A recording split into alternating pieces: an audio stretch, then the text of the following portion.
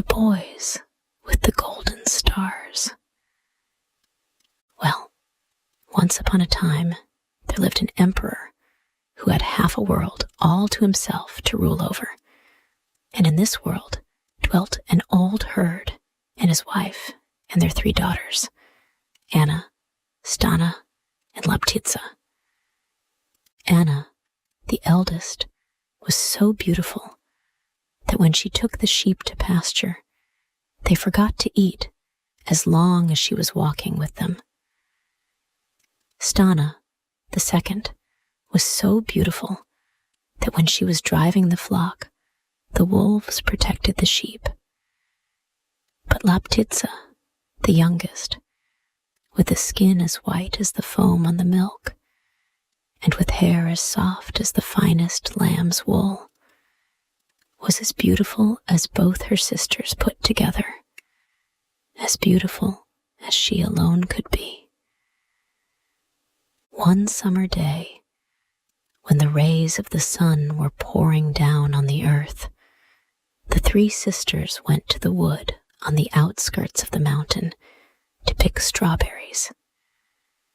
As they were looking about to find where the largest berries grew, they heard the tramp of horses approaching, so loud that you would have thought a whole army was riding by.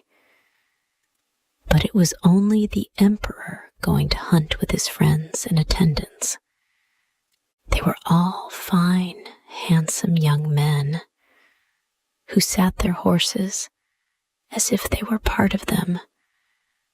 But the finest and handsomest of all was the young emperor himself. As they drew near the 3 sisters and marked their beauty, they checked their horses and rode slowly by. "Listen, sisters," said Anna as they passed on. "If one of those young men should make me his wife, I would bake him a loaf of bread which should keep him young and brave forever." "And if I," said Stana, "should be the one chosen, I would weave my husband a shirt which will keep him unscathed when he fights with dragons. When he goes through water, he will never even be wet, or if through fire, it will not scorch him." "And I," said Laptitsa, "will give the man who chooses me 2 boys, twins, each with a golden star on his forehead, as bright as those in the sky." And though they spoke low, the young men heard and turned their horses' heads. "I take you at your word, and mine shall you be, most lovely of empresses," cried the emperor, and swung Laptitsa and her strawberries on the horse before him. "And I will have you, and I you," exclaimed 2 of his friends, and they all rode back to the palace together. The following morning, the marriage ceremony took place, and for 3 days and 3 nights, there was nothing but feasting over the whole kingdom. And when the rejoicings were over, the news was in everybody's mouth that Anna had sent for corn, and had made the loaf of which she had spoken at the strawberry beds. And then more days and nights passed, and this rumor was succeeded by another one, that Stana had procured some flax, and had dried it, and combed it, and spun it into linen, and sewed it herself into the shirt of which she had spoken over the strawberry beds. Now the emperor had a stepmother, and she had a daughter by her first husband, who lived with her in the palace. The girl's mother had always believed that her daughter would be empress and not the milk-white maiden, the child of a mere shepherd. So she hated the girl with all her heart and only bided her time to do her ill. But she could do nothing as long as the emperor remained with his wife night and day, and she began to wonder what she could do to get him away from her. At last, when everything else had failed, she managed to make her brother, who was king of the neighboring country, declare war against the emperor and besiege some of the frontier towns with a large army. This time, her scheme was successful. The young emperor sprang up in wrath the moment he heard the news and vowed that nothing, not even his wife, should hinder his giving them battle. And hastily assembling whatever soldiers happened to be at hand, he set off at once to meet the enemy. The other king had not reckoned on the swiftness of his movements and was not ready to receive him.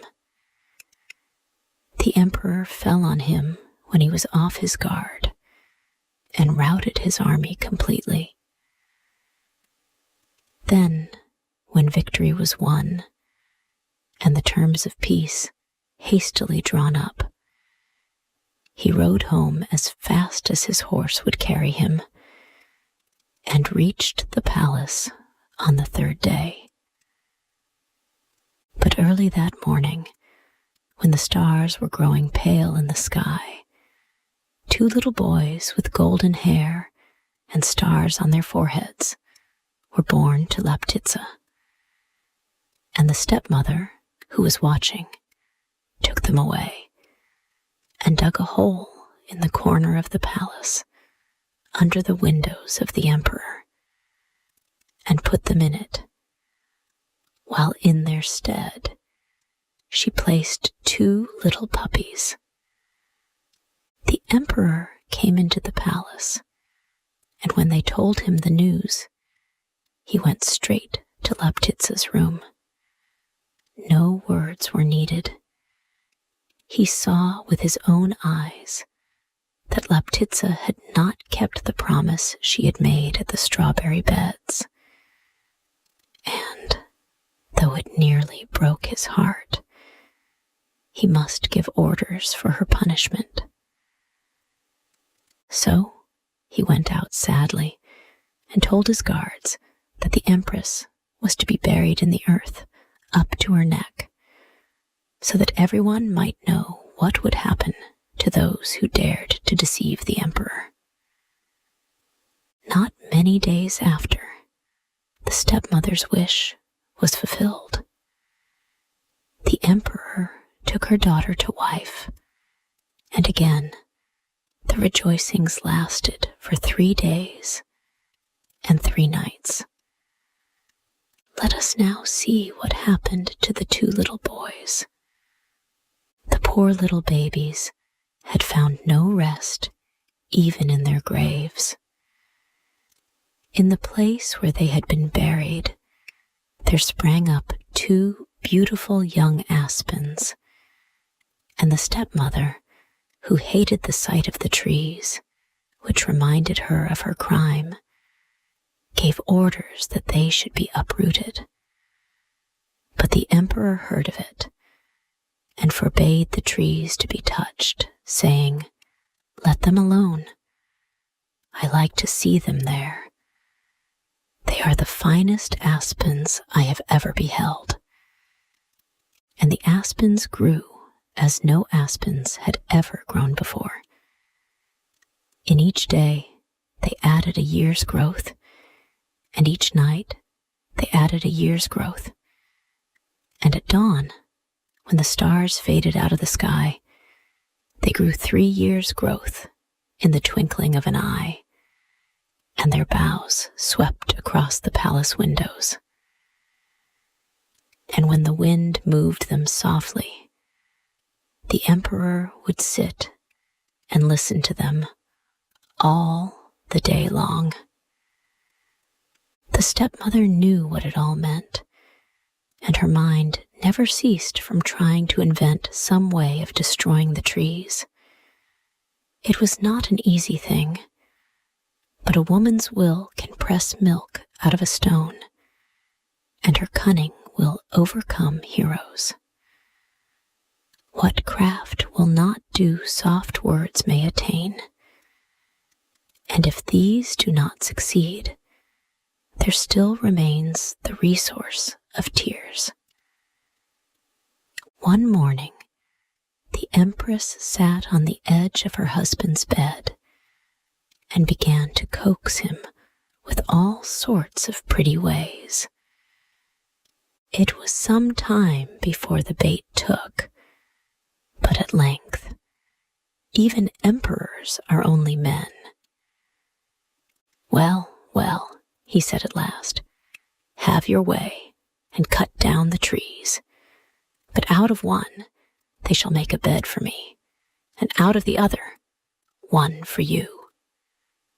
And with this, the Empress was forced to be content.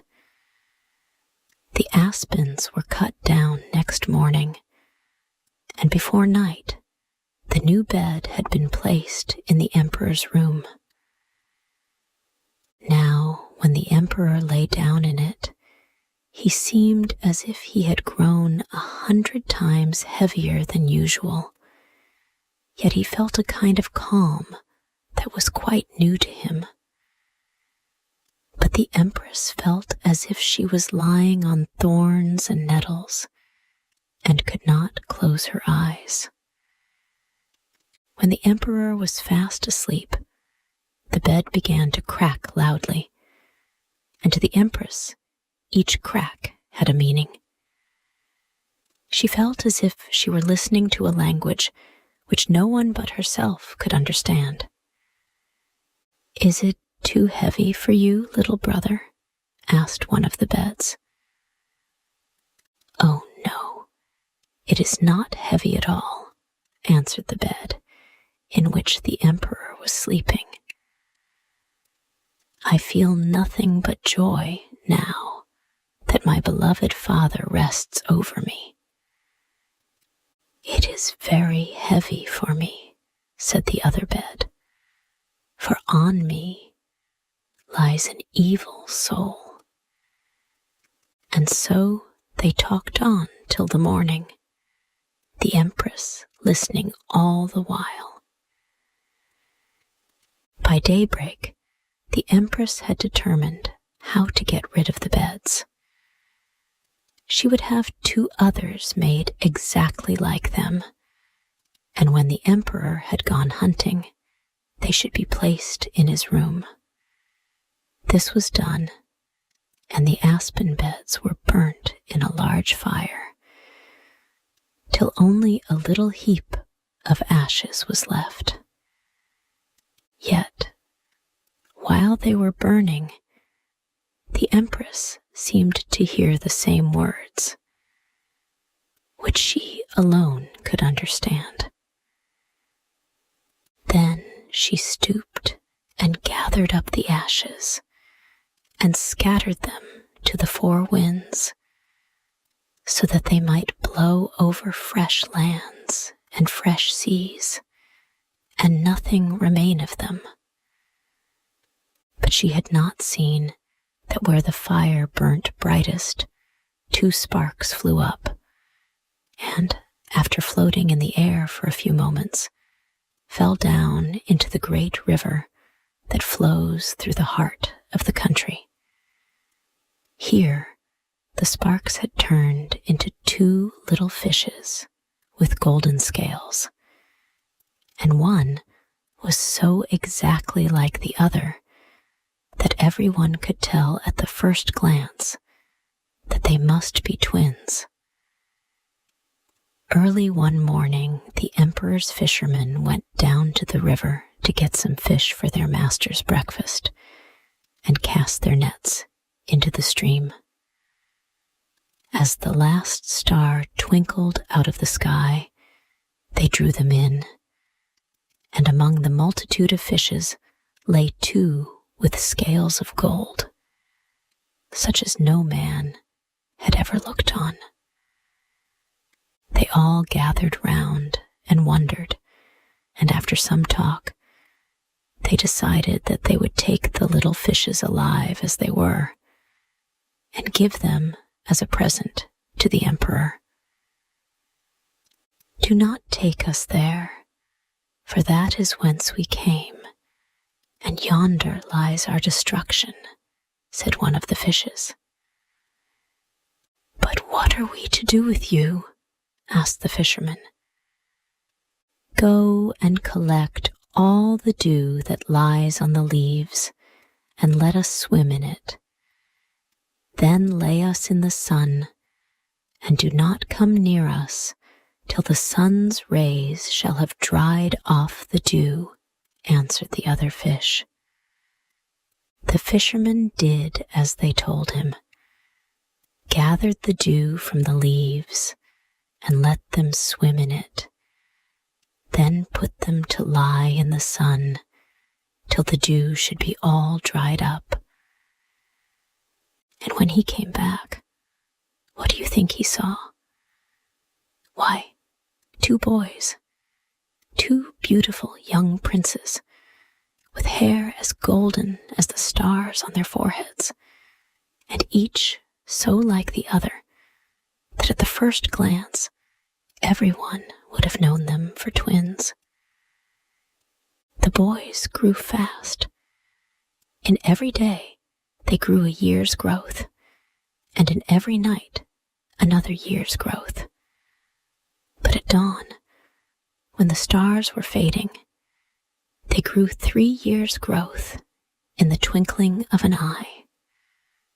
And they grew in other things, besides height too, thrice in age, and thrice in wisdom, and thrice in knowledge. And when 3 days and 3 nights had passed, they were 12 years in age, 24 in strength, and 36 in wisdom. "Now, take us to our father," said they. So the fisherman gave them each a lambskin cap, which half covered their faces, and completely hid their golden hair and the stars on their foreheads, and led them to the court. By the time they arrived there, it was midday, and the fisherman and his charges went up to an official who was standing about. "We wish to speak with the emperor," said one of the boys. "You must wait until he has finished his dinner," replied the porter. "No, while he is eating it," said the second boy, stepping across the threshold. The attendants all ran forward to thrust such impudent youngsters outside the palace. But the boys slipped through their fingers like quicksilver and entered a large hall where the emperor was dining, surrounded by his whole court. "We desire to enter," said one of the princes sharply to a servant who stood near the door. "That is quite impossible," replied the servant. "Is it? Let us see," said the second prince, pushing the servants to right and left. But the servants were many, and the princes only 2. There was the noise of a struggle which reached the emperor's ears. "What is the matter?" asked he angrily. The princes stopped at the sound of their father's voice. "2 boys who want to force their way in," replied one of the servants, approaching the emperor. To force their way in? Who dares to use force in my palace? What boys are they? Said the emperor, all in one breath. We know not, O mighty emperor, answered the servant, but they must surely be akin to you, for they have the strength of lions, and have scattered the guards at the gate. And they are as proud as they are strong, for they will not take their caps from their heads. The emperor, as he listened, grew red with anger. Thrust them out, cried he. Set the dogs after them. Leave us alone, and we will go quietly, said the princes, and stepped backwards, weeping silently at the harsh words. They had almost reached the gates when a servant ran up to them. The emperor commands you to return, panted he. The empress wishes to see you. The princes thought a moment. Then they went back the way they had come and walked straight up to the emperor, their caps still on their heads. He sat at the top of a long table covered with flowers and filled with guests, and beside him sat the empress, supported by 12 cushions. When the princes entered, one of the cushions fell down, and there remained only 11.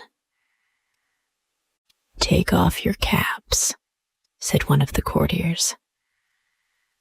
A covered head is among men a sign of honor. We wish to seem what we are. Never mind, said the emperor, whose anger had dropped before the silvery tones of the boy's voice. Stay as you are, but tell me who you are. Where do you come from, and what do you want? We are twins, 2 shoots from one stem, which has been broken, and half lies in the ground, and half sits at the head of this table. We have traveled a long way. We have spoken in the rustle of the wind, have whispered in the wood. We have sung in the waters. But now we wish to tell you a story which you know without knowing it, in the speech of men. And a second cushion fell down. Let them take their silliness home, said the empress. Oh no, let them go on, said the emperor. You wish to see them, but I wish to hear them. Go on, boys, sing me the story. The empress was silent, but the princes began to sing the story of their lives.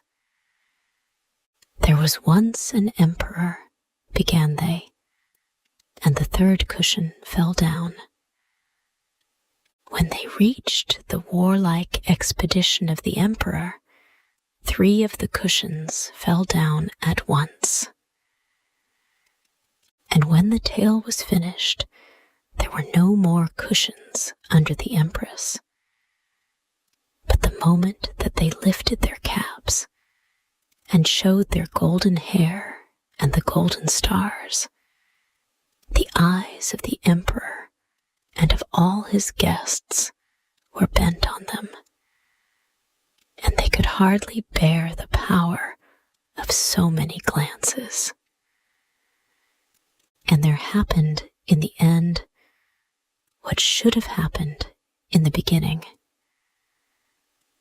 Laptitsa sat next her husband at the top of the table. The stepmother's daughter became the meanest sewing maid in the palace. The stepmother was tied to a wild horse, And everyone knew, and has never forgotten, that whoever has a mind turned to wickedness is sure to end badly.